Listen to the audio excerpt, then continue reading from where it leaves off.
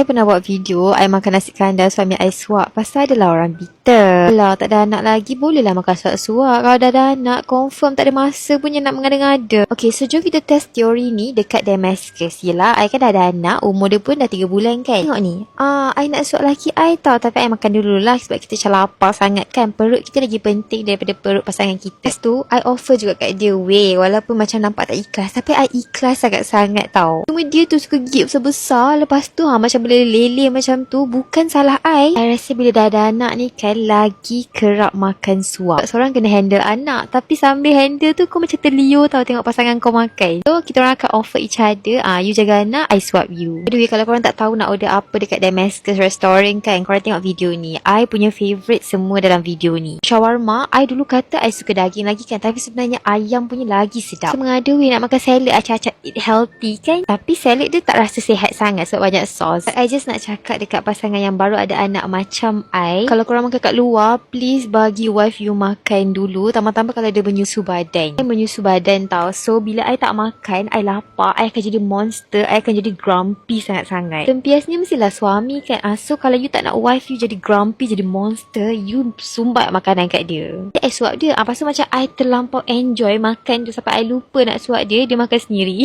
Dah settle makan, dia bagi anak kat I, dia lah pula sambung makan.